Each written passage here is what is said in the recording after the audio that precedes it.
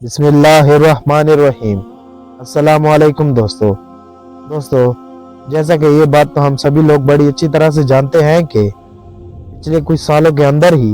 Hollywood और बॉलीवुड के साथ साथ लगभग पूरी दुनिया की अलग अलग फिल्म इंडस्ट्रीज में तारीखी मूवीज़ बनाने का ट्रेंड बड़ी तेज़ी के साथ बढ़ा है। और इसकी सीधी सी वजह यही है कि क्योंकि फिल्म देखने वाले आम लोगों ने भी हिस्ट्रिकल मूवीज़ में ही दिलचस्पी लेना ज़्यादा शुरू कर दी है।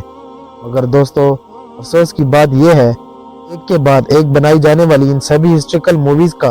हद से ज़्यादा गलत फ़ायदा उठाया जा रहा है, क्योंकि फिल्म मेकर्स यानी फिल्म बनाने वाले लोग हिस्ट्रिकल मूवीज़ को भी अपने हिसाब से बना रहे हैं। सीधा सा मतलब यह है कि अगर एक हिस्ट्रिकल मूवी से ज़्यादा पैसा कमाना है तो उनको ज़्यादा से ज़्यादा लोगों के मुताबिक ही बनाना होगा, तभी एक फिल्म से ज़्यादा कलेक्शन किया जा सकता है। अब चाहे भले ही दूसरी तरफ से इस फिल्म की कहानी तारीख पर बिल्कुल ना उतरी हो, चाहे भले ही फिल्म में हिस्ट्री की धज्जियां उड़ाई जाती हों। मिसाल के तौर पर अगर मैं बात कर लूं बॉलीवुड की यानी इंडियन फिल्म इंडस्ट्री की, तो उसमें भी पिछले 5-6 सालों के अंदर जितनी भी हिस्ट्रिकल फिल्में बनाई गई हैं उनमें से शायद ही कोई एक ऐसी फिल्म होगी जो 50% भी तारीख पर खरी उतरी होंगी, वरना तो सारी की सारी मूवीज़ तारीख को बदलकर सिर्फ और सिर्फ पैसा कमाने के लिए ही बनाई गई हैं। मुझे उम्मीद है कि अगर एक पुराने हिस्टोरियन को बिठा दिया जाए और उसको बॉलीवुड की ये हिस्ट्रिकल मूवीज़ दिखाई जाएं, तो वो उन सब को देखते वक्त अपना आधा टाइम तो रोते हुए गुजार देगा, जबकि आधा टाइम इन लोगों के ऊपर हंसते हुए गुजार देगा। यही वो सारी चीज़ें हैं कि जो आप में से भी ज़्यादातर लोगों को हमेशा परेशान करती रहती हैं। यही वजह है कि आप में से भी ज़्यादातर ऐसे लोग हैं कि जो मुस्लिम तारीख में बनने वाली फिल्म्स और सीरीज़ में दिलचस्पी रखते हैं, तो अक्सर ये कमेंट करते रहते हैं कि आखिर हमको बताया जाए कि अगर हमको मुस्लिम तारीख पर बनी हुई फिल्म देखना है तो आखिर कौन सी देखी जाए।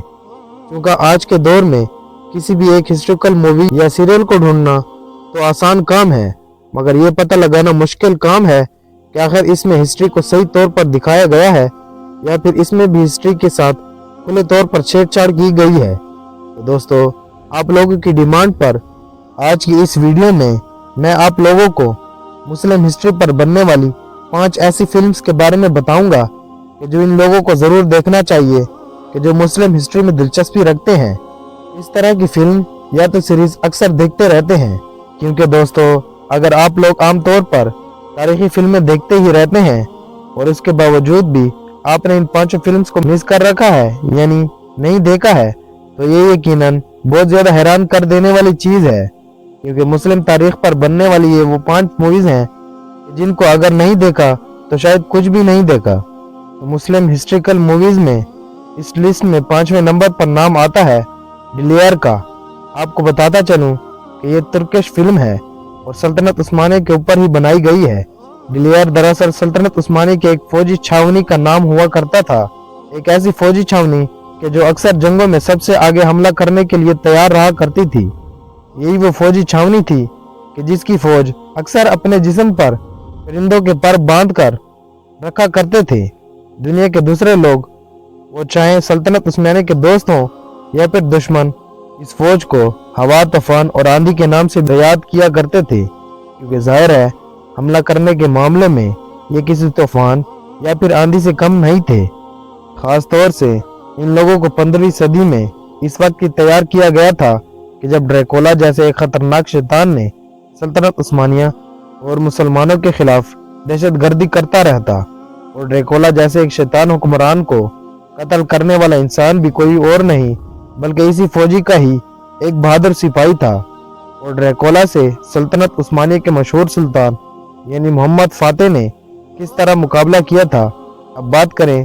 अगर अगली फिल्म की, तो चौथे नंबर पर यह नाम आता है द किंगडम ऑफ सोलोमन का। दरअसल ये एक ईरानी फिल्म है कि जो सन 2010 में रिलीज की गई थी। दरअसल इस फिल्म के अंदर हजारों साल पुराने इस दौर को दिखाने की कोशिश की गई है कि जब हमारी दुनिया के एक बड़े इलाके पर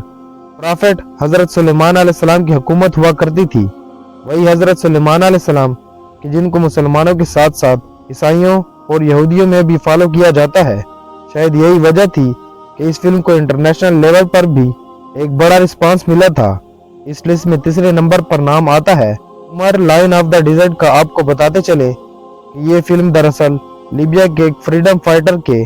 जिनका नाम उमर अल मुख्तार था,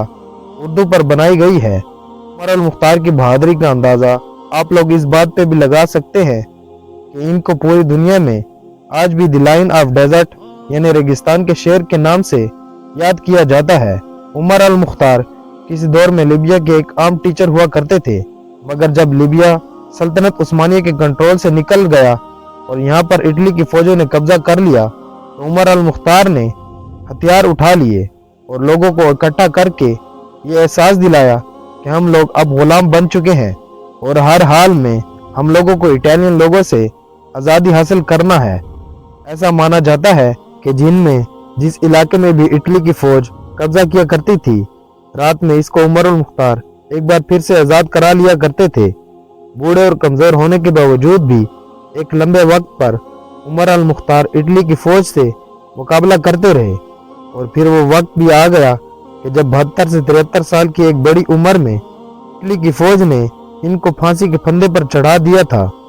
5 मुस्लिम तारीखी फिल्मों की इस लिस्ट में दूसरे नंबर पर नाम आता है द किंगडम ऑफ हेवन का। मुझे उम्मीद है कि आप में से ज्यादातर लोग इस फिल्म के बारे में तो पहले से ही जानते होंगे और बहुत सारे लोगों ने देख भी रखा होगा,